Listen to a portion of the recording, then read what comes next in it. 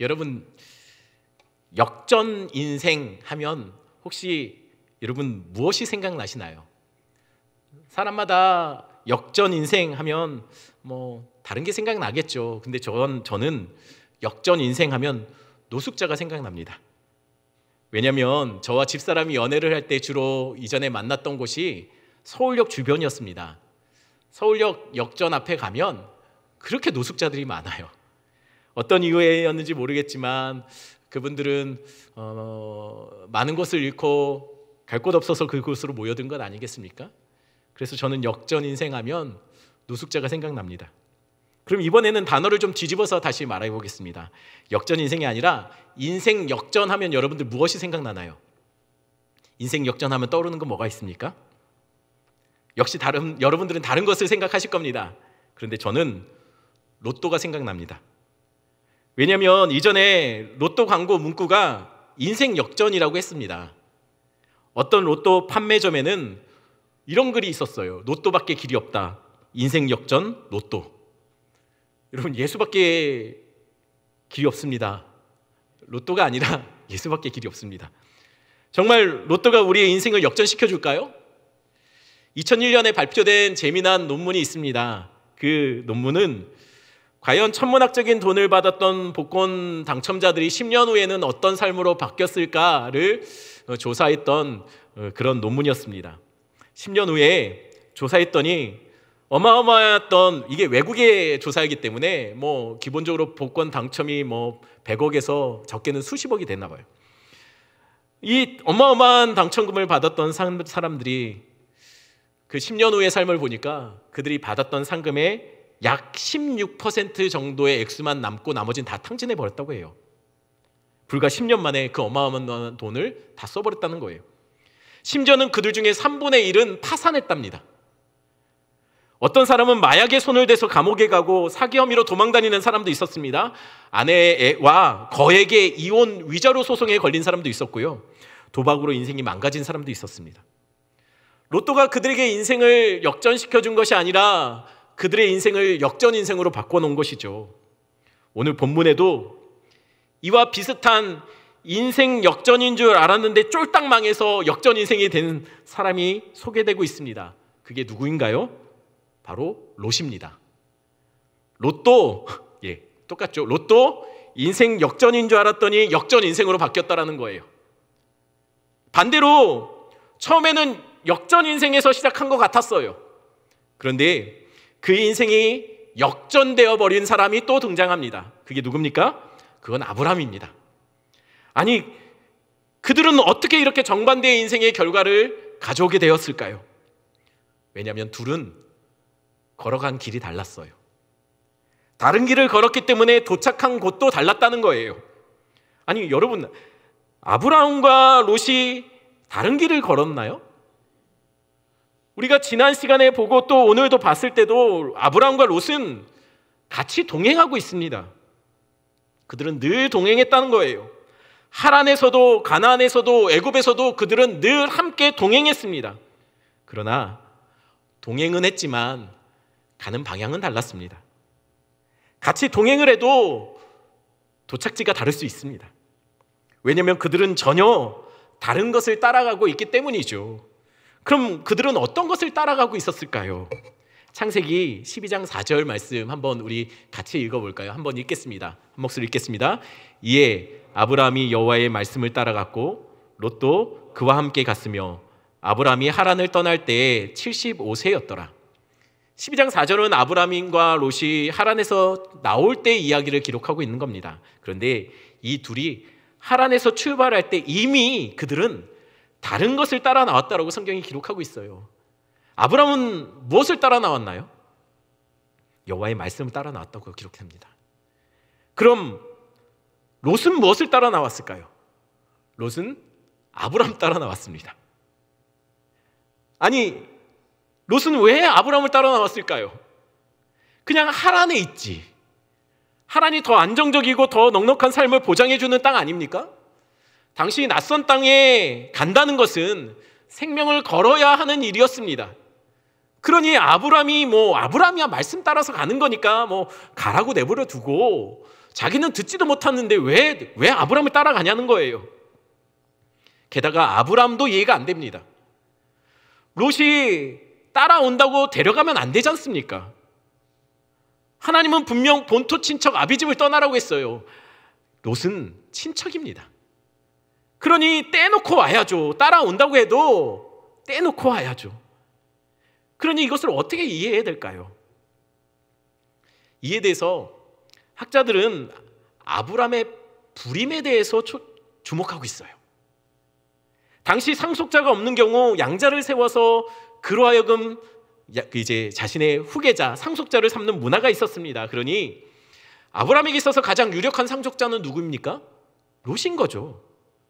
그러니 롯과 아브라함은 단순히 삼촌과 조카 사이가 아니었을 수도 있다는 거예요. 게다가 롯의 아버지 하란은 갈대아 우르에서 이미 오래전에 죽었다고 기록되어 있어요, 성경이.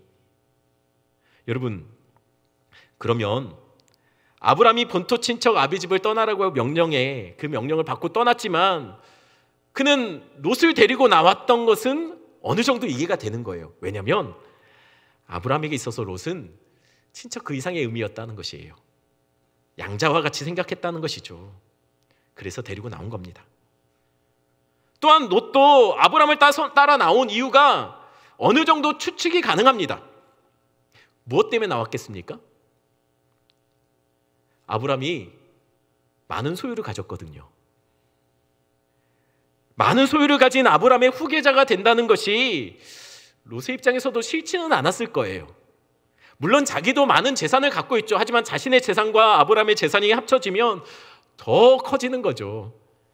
그게 아니더라도 롯의 생각에서는 아브라함 따라가면 뭔가 좋은, 내 인생에 괜찮은 일이 벌어질 것 같다는 생각이 들었던 것 같습니다. 왜냐하면 자기도 전해 들었지만 하나님이 나타나서 아브라함에게 축복하신다는 그 약속을 아브라함도 들어서 알지 않습니까? 그러니 롯의 입장에서는 아브라함이 옆에만 있어도 뭔가 자기에게도 콩고물이라도 떨어질 거라고 생각을 했던 것 같아요.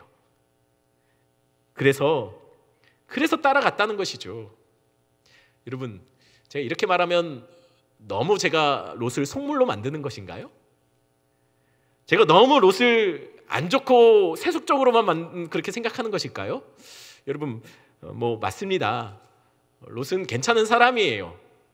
하지만 사실은 성경은 아브람과 롯의 동행을 통해서 우리에게 말씀해주고 있는 메시지가 있다는 거예요. 그게 뭐냐면 이게 우리의 모습이라는 거예요. 하나님을 믿는다고 하지만 우리 안에도 여전히 끊어내지 못하는, 이별하지 못하는 롯이 우리 안에 살고 있더라는 것이에요. 지겹도록 말씀 따라가지만 여전히 따라 붙고 있고 떠나지 않고 있는 롯이 우리 안에 있다는 것이죠. 그 롯은 끊임없이 우리에게 그렇게 말해요. 말씀 따라 살면 망할지도 몰라. 적당히 타협하면 살라고요. 이 땅에 달콤한 것도 누리면서 살라고요. 눈에 보이는 좋은 것 있으면 취하면서 살라고 우리에게 말하더라는 거예요. 심지어는 신앙으로 행하는 모든 것들도 하나님을 진이처럼 그렇게 여기고 하나님을 통해서 많은 것을 얻어내라고, 열심히 충성하고 봉사하면 하나님이 좋은 것 주셔야 된다라고 우리 안에 끊임없이 목소리를 내더라는 거예요. 헌금을 드려도 하나님 앞에 드리는 것이 아니라 마치 투자하는 것처럼 드리면서 그렇게 얘기하죠. 1000배로 10,000배로 갚아달라고. 그러면 드린 겁니까? 아니요, 하나님께 투자한 거죠. 하나님 앞에 물질을 드렸다면 그것으로 끝나는 거예요. 하나님이 복 주시면 감사하는 거지만 그것을 조건으로 우리가 복 받아야 될 이유는 없는 겁니다. 자꾸만 우리 안에 롯은 이 땅에 기름진 떡을 구하라고 우리 안에 목소리를 내더라는 거예요. 말씀 따라 신앙의 삶을 선택한 우리에게도 끊어내지 못하는 롯이 살아있더라는 것이죠. 아브라함은 말씀 따라갔습니다. 우리도 분명 이전의 삶에서 말씀을 받고 돌이킨 자들입니다. 그런데 그런 아브라함에게도 롯이 따라가고 있어요. 그런데 재밌는 것은 둘은 늘 같은 곳, 같은 삶의 공간에 있더라는 거예요. 둘 다 보기에는 별로 차이가 없어 보여요.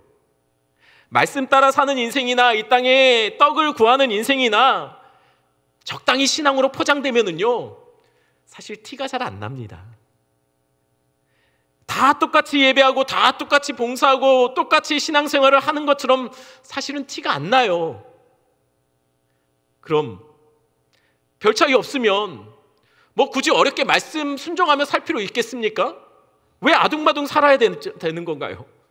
적당히 우리 안에 있는 롯이 하자는 대로 세상 즐거움, 물질의 풍요함 따라 그것들 추구하며 그렇게 살면 안 될까요? 어차피 신앙으로 포장해 놓으면 티도 안 나지 않습니까? 그건 여러분들이나 저나 우리가 잘 알아요. 우리 안에 굉장히 세속적인 이 속물근성을 갖고 있는 롯은 적당히 신앙으로 포장돼도 잘 나타나지 않더라는 거예요. 다른 사람이 몰라요. 그렇지 않습니까? 잘 들통나지 않아요. 그러니 뭐 어떻습니까? 티도 안 나는데 굳이 말씀 따라 살 필요가 있냐는 거예요. 맞습니다. 티 안 납니다. 우리는 잘 속여요. 잘 포장한단 말이에요. 하나님을 정말 우리의 하나님으로 믿든지 아니면 하나님은 우리의 소원을 들어주는 진이 정도로 생각하며 믿든지 사실 정말 티 안 납니다. 그런데 문제는 흔들어 보면 티가 나요. 고난 앞에 흔들려 보면 티가 나더라는 거예요. 문제 앞에 서면 확연히 차이가 드러나요. 오해하지 마십시오. 말씀 따라 사는 성도들은 문제 앞에 안 흔들린다는 얘기가 아니에요. 말씀 따라가는 아브라함도, 그런 아브라함을 따라갔던 롯도 기근 앞에 똑같이 흔들렸어요. 그래서 똑같이 있어야 할 광야를 떠나서 애굽으로 내려갔지 않습니까? 왜요? 말씀 따라도 흔들리기 때문입니다. 말씀 붙잡고 살아도 넘어질 수 있어요.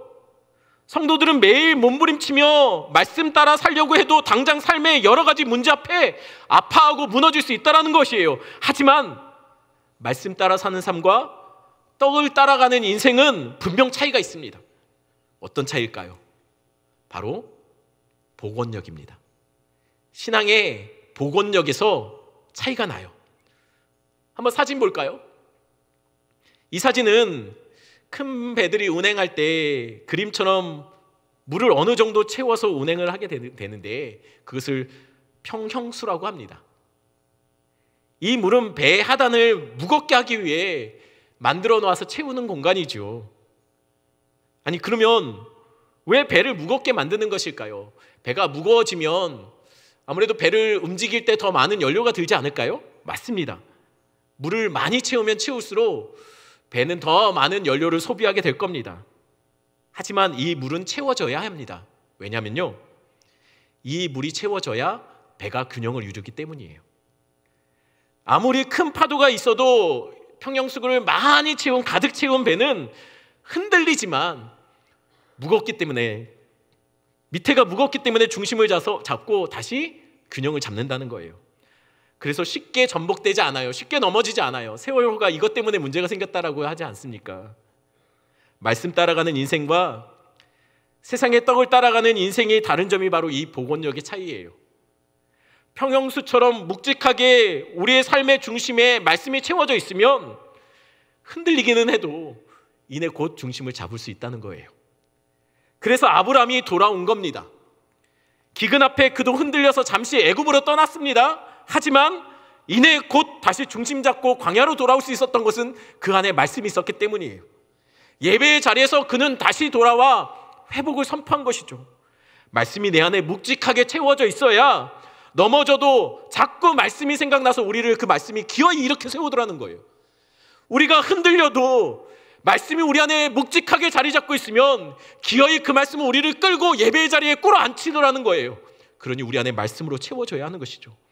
죄의 유혹을 받을 때도 말씀이 우리 안에 묵직하게 채워져 있는 사람은 흔들려도 말씀이 우리를 다시 견고히 서게 합니다. 하지만요, 사실 롯도 애굽에 내려갔고 아브라함과 함께 다시 가나안 땅에 돌아온 거 아니겠습니까? 그러니 역시 말씀 따라 사는 아브라함이나 세상의 떡을 따라가는 롯이나 사실 거기서 거기 아닌가요? 똑같이 돌아왔지 않습니까? 맞습니다. 오늘 본문에 보니 롯도 유혹받아 가나안을 떠나고 애굽으로 내려갔지만 다시 가나안 땅으로 돌아왔습니다. 하지만 그는 다시 가나안 땅에 돌아오기는 했지만 사실 애굽을 떠난 것은 아닙니다. 왜냐하면 그는 여전히 애굽을 그리워하고 있어요.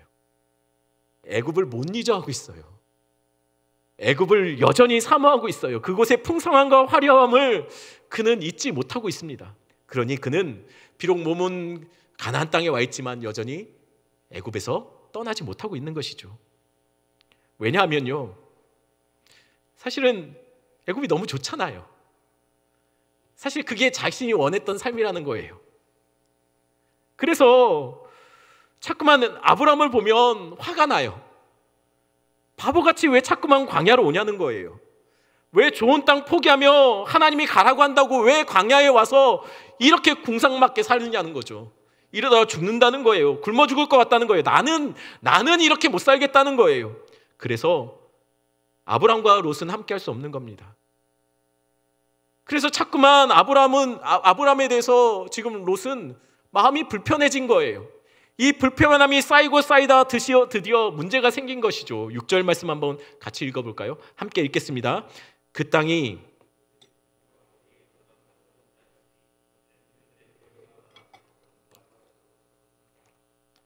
아브라함과 롯이 함께 할 수 없는 이유가 생긴 겁니다. 사실 아브라함과 롯이 서로 함께 할 수 없다는 것은 누구보다도 그들이 잘 압니다. 안 맞지요. 왜냐하면 방향이 다르지 않습니까? 따라가는 것이 다른데 어떻게 같이 동행할 수 있습니까? 이때까지 버틴 것도 용하지요. 함께 할 수 없습니다. 그런데 함께 할 수 없어서 사실은 떠나고 싶은데 사실은 친족 관계잖아요. 그러니 그들은 서로 비난하지 않아도 될 핑계거리를 찾고 있었던 거예요. 그 핑계거리가 뭡니까? 오늘 본문 6절이 그렇게 말하고 있어요. 함께하기에 땅이 좁다고요. 그래서 살지 못하겠다고요, 같이. 땅이 좁으면 그런데 갈라서야 합니까? 여러분, 집이 좁으면 가족들이 서로 헤어져야 합니까? 아니죠. 집이 좁으면 큰 집으로 이사를 하든지 아니면 참고 살아야죠. 불편해도 참고 살아야 합니다. 아브라함과 롯도 기근 때에도 그렇게 참고 살았습니다, 같이. 그러니 사실 땅이 좁아서 헤어질 수밖에 없다는 것은 이유가 안 돼요. 핑계지요, 핑계. 그럼 진짜 이유는 무엇일까요? 7절입니다. 7절 말씀 한번 볼까요? 같이 읽습니다. 그러므로 서로 다투고 또 가나안 사람과 브리스 사람도 그 땅에 거주하였는지라. 아브라함과 롯이 갈라설 수밖에 없는 이유는 다툼 때문이었습니다. 잘 맞지 않는다는 거예요. 함께하면 늘 이렇게 된다는 것이죠. 롯과 아브라함의 불편한 심정들이 고스란히 목자들에게 투영된 거예요. 그래서 계속 티격태격 하더라는 거예요. 왜요? 안 지려고 하기 때문이에요. 여러분, 우리 안에 있는 롯도 절대 안 집니다. 우리가 그렇게 말씀대로 살려고 하는 것에 대해서 그렇게 만만하게 호락호락 그냥 순응하고 나오지 않습니다. 안 지려고 해요. 여기서 다투다라는 동사는요, 원어로 보면 이게 단순히 다투는 문제가 아니에요. 이 용어는 법정 용어입니다. 법정에서 서로 이제 공방하고 있다는 것이에요. 그러니 사실 목자들 간에 다투었다는 이야기는 치고받고 싸움이 났다는 이야기는 아닌 것 같습니다. 이들은 지금 현재 상대방이 어떤 문제가 있는지 집요하게 논쟁하며 따지고 있다는 것이에요. 내가 옳다는 것이죠. 그렇게 살면 안 된다는 거예요. 그렇게 살면 큰일 난다는 것이죠. 그래서 서로 양보하지 못하고 조금도 물러섬 없이 지금 부딪히고 있는 겁니다. 그런데 문제는요, 성경이 이들의 다툼만을 이야기하지 않고 느닷없이 이렇게 말하고 있어요. 또 가나안 사람과 브리스 사람도 그 땅에 거주하였는지라. 지금 그 땅에 세상 사람들이 있다는 거예요. 가나안과 브리스 사람이 있었다는 것이죠. 그러니 여러분, 아니 싸우려면 조용히 싸우지. 왜 서로 마치 법정 다툼하듯이 대놓고 싸우고 있냐는 거예요. 믿지 않는 사람들 보고 있는데. 여러분, 몇 년 전에 제가 길을 가고 있었을 때 있었던 일입니다. 한 제법 큰 교회 문 앞을 지나고 있는데요, 여러 사람이 길 양쪽으로 서서 무언가 열심히 전단지를 나눠주고 있었어요. 처음에는 제가 전도지 나눠주는 줄 알고 받아봤습니다. 근데 받고 보니 그 내용이 너무 얼굴이 화끈거리는 내용들이 담겨 있었어요. 그 내용이 무엇이냐면요, 자기들이 다니고 있는 이 교회에 문제점이 적나라하게 그 안에 담겨서 있었어요. 근데 제가 이걸 받으면서 드는 생각이, 아니 이거 왜 나한테 주지? 라는 거였어요. 저는 그 교회에 관심이 없습니다. 전 그 교회에 어떤 일이 일어나는지도 모르고 그곳의 목사님이 어떤 분이고 장로님이 어떤 분인지 저는 잘 모릅니다. 저는 관심 없고 상관도 없는 일입니다. 저하고는 전혀 상관이 없는 일이죠. 그런데 왜 이걸 저한테 주죠? 아니 저는 그렇다 칠게요. 아니 지나다니는 안 믿는 사람들도 있을 텐데 왜 그들한테는 이걸 나눠주는 거죠? 그 교회 부끄러운 모습 아닙니까? 아니 그거 받고 뭐 교회 욕 한 번 더 해달라는 얘기인가요? 그 전단지안을 꼼꼼히 살펴보니 그 안에는 복음이 한마디도 없었어요. 복음은 한마디도 담기지 않고 온통 교회의 민낯들만, 부끄러운 것들만 가득 담아놓고 그걸 왜 나눠주고 있냐는 거예요. 복음이 가려지게, 하나님의 영광이 가려지게. 이거 나눠주면서 왜 본인들은 안 부끄러워하고 있는 걸까요? 그리고 왜 받는 제가 부끄러운 걸까요? 여러분 기억하십시오. 아브라함이 롯을 떠나보내지 않으면 여전히 세상을 사는 하나님의 백성들이 이 땅을 기웃기웃거리고 이 땅의 방법과 수를 사용하면 세상에 계속 조롱거리가 되고 부끄러움거리가 돼요. 그것이 부끄러운지도 모르고 싸우고 있더라는 거예요. 하나님 말씀 따라 살기로 했다면 세상 흉내내고 있는 내 안에 있는 롯을 쫓아내야 되는 거예요. 이런 다툼을 누가 끝낼 수 있을까요? 아브라함이 끝내야 합니다. 왜냐하면 아브라함이 데리고 나왔으니 아브라함이 떠나보내야 되는 것이죠. 그래서 아브라함이 롯을 불러요. 그리고 8절 9절에 이렇게 말합니다. 함께 읽겠습니다. 아브라함이 롯에게 이르되 우리는 한 친족이라 나나 너나 내 목자나 내 목자나 서로 다투게 하지 말자. 내 앞에 온 땅이 있지 아니하냐. 나를 떠나가게 하라. 내가 좌하면 나는 우하고 내가 우하면 나는 좌하리라. 아브라함이 그를 불러놓고 이렇게 말합니다. 이제 그만하자. 세상 사람들 보기에 민망하다는 것이죠. 성도가 이렇게 살면 안 된다는 거예요. 그리고 이렇게 말합니다. 나를 떠나가라. 내가 좌하면 나 우하고 네가 우하면 나 좌할 거라. 우리 서로 거리 두고 살자는 거예요. 동행할 수 없다는 거예요. 아브라함이 롯에게 먼저 그러면서 땅을 선택하라고 먼저 선택권을 그에게 먼저 제시합니다. 당시 정착할 땅을 결정한다는 것은요, 생사를 결정하는 것과 같은 이야기예요. 어느 곳에 사느냐는 곧 내 인생이 대박이 나느냐 아니면 쫄딱 망하느냐, 그런 선택과 같은 문제였죠. 사실 그런 문제라고 놓고 보면 진짜 아브라함이 롯과 재판을 해서라도 싸워야 될 문제는 사실은 이 문제예요. 조금이라도 더 좋은 곳을 차지해야죠. 이렇게 쉽게 양보하면 안 되는 문제 아닙니까? 그런데 그런 결정을 아브라함이 덜컥 그의 조카에게, 롯에게 먼저 넘겨버린 거예요. 여러분, 이러면 안 되는 거 아닙니까? 여러분, 돈의 문제는 양보하면 안 되죠. 아무리 가족이라도 재산 문제 쉽게 양보하면 안 되는 거 아닙니까? 그렇게 양보하다 보면 평생 내 인생은 광야에서 벗어나지 못할 거예요. 이렇게 쉽게 넘기다 보면, 이렇게 쉽게 양보하다 보면 사람들이 나를 쉽게 여길 겁니다. 그러면 계속 당할 거예요. 원래 그래도 되는 사람처럼요. 그런데 아브라함은 이 중요한 것을 롯에게 그냥 넘겨버리고 있어요. 혹시 아브라함이 롯에게 이런 반응이 있을 거라고 기대해서 그랬을까요? 삼촌, 왜 그러세요? 제가 어떻게 그럴 수 있습니까? 우리가 같이 할 수 없다면 당연히 삼촌이 먼저 결정하셔야죠. 저는 아닙니다. 삼촌 먼저 결정하세요. 그런데 롯은 어떻게 했을까요? 10절 말씀 제가 읽어드립니다. 이에 롯이 눈을 들어 요단 지역을 바라본즉 소알까지 온 땅에 물이 넉넉하니 여호와께서 소돔과 고모라를 멸하시기 전이었으므로 여호와의 동산 같고 애굽 땅과 같았더라. 롯이 미안해합니까? 롯이 고마워는 하고 있나요? 아니요. 롯은 당연한 것으로 생각합니다.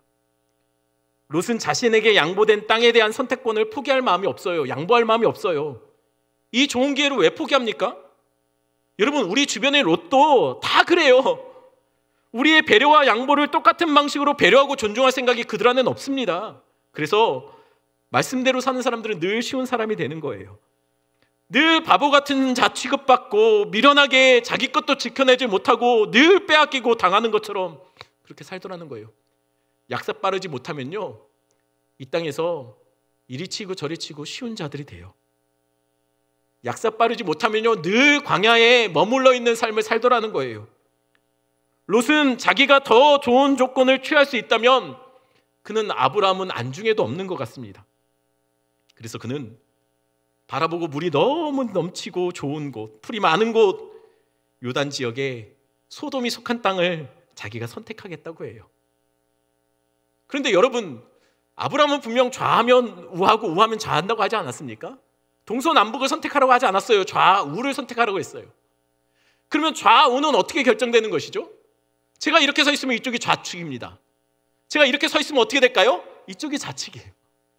여러분, 그렇다면 사실 좀 일말의 양심이라도 있다면 롯은 소돔을 어떻게 보느냐에 따라서 그 물 많고 좋은 땅을 반으로 갈릴 수 있었어요. 아, 형님, 이쪽 내가 가질 테니까 이쪽 형님이 가십시오. 아니, 삼촌이 가십시오. 이렇게 나눠 가질 수 있다는 것이에요. 사실 그만큼 요단 평양은 굉장히 좋고 둘이 함께하기도 넉넉한 땅이었습니다. 그러나 롯은 나눌 마음이 없어요. 내 인생을 먼저 살펴야지 누구 인생을 먼저 살핍니까? 내 눈에 보이는 거 좋은 거 있으면 먼저 취하겠다는 거예요. 그는 그러고 싶지 않았던 것이죠. 왜요? 그의 시선으로 그가 바라봤던 이 요단 평지의 소돔이 속한 이 땅은요, 그는 이렇게 말합니다. 여호와의 동산 같고 애굽 땅과 같았다고요. 아니, 그런데 여러분, 이 소돔이 포함된 이 땅이 롯의 시선에서는 그것이 여호와의 동산 같았다라고 얘기해요. 근데 여러분, 롯이 에덴 동산을 봤나요? 에덴 동산이 어떻게 생겼는지 롯은 모릅니다. 그런데 그는 그 땅을 에덴 동산 같았다라고 얘기해요. 왜죠? 본 적도 없으면서. 왜냐면 그 땅이 애굽 땅을 닮았기 때문이죠.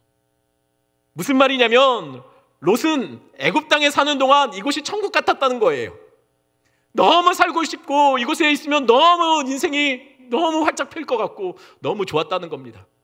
그래서 다시 그 삼촌이 끌고서 자신을 네겝으로 데리고 왔을 때 마음이 불편해진 거예요. 살고 싶었는데 삼촌이 괜히 거짓말해서 내가 내 인생까지 왜 이렇게 되냐. 근데 삼촌이 선택하라고 할 때 소돔 땅을 보니까 딱 애굽 땅 같더라는 거예요. 그곳이 천국 같더라는 것이에요. 그래서 그 땅을 선택해요. 그런데 성경은 뭐라고 합니까? 그 땅은 죄인들의 땅이라고 말합니다. 심판받을 땅이라고 이야기하고 있어요. 결국 롯은 어떻게 됩니까? 대박난 인생인 줄 알았어요. 그 땅에 살면 내 인생은 확 필 줄 알았어요. 그런데 그 땅에서 그는 쫄딱 망합니다. 다 잃어요. 자신의 혈족들을 다 잃어요. 딸들과 간신히 목숨만 살아남고 산속 굴에 들어가 삽니다. 그러다가 우리가 잘 아는 것처럼 보기 민망한 일이 벌어지지 않습니까? 그럼 여기서 우리가 살펴봐야 될 것이 있어요. 왜 아브라함은 땅을 선택하지 않았을까요? 삼촌이면 먼저 땅을 가져도 되는 거 아닙니까? 그동안 롯을 보살핌 그것이 있다면, 공로가 있다면 그래도 되지 않냐는 거예요. 왜 먹고 사는 생존의 중요한 문제를 그는 먼저 선택하지 않았느냐는 거예요. 그런데 정말 아브라함이 아무것도 선택하지 않은 것일까요? 정말 아브라함은 바보같이 모든 선택권을 양보했을까요? 그래서 성도는 롯처럼 살지 않으면 늘 손해보고 당하고 바보가 되는 것일까요? 정말 그런 것이 맞습니까? 아닙니다. 보이기에는 아브라함은 아무 선택을 안 한 것처럼 보입니다. 하지만 그는 아무것도 선택하지 않은 것처럼 보이지만 먼저 선택한 것이 있었어요. 아니, 그가 무엇을 선택했을까요? 그가 선택한 것은 그는 땅을 선택하지 않기로 선택했습니다. 이건 중요한 겁니다. 왜냐하면 땅을 선택하지 않기로 선택했다는 것은 그에게 믿는 구석이 있다는 거예요. 바로 하나님이죠. 그는 땅을 선택하지 않으므로 내가 먹고 사는 것은 땅이 아니라 하나님께 있다라는 것을 고백하고 있는 거예요. 그는 땅을 선택하지 않으므로 그는 하나님을 선택한 겁니다. 하나님이 나 책임져 주시겠지. 저 땅이 나를 책임져 주는 게 아니라 하나님이 나를 책임져 주시겠지. 그는 땅을 선택하지 않으므로 하나님을 선택한 것이라는 거예요. 사람이 떡으로만 사는 것이 아니라 하나님의 말씀으로 산다는 것을 그는 견고히 붙잡기로 선택한 겁니다. 왜요?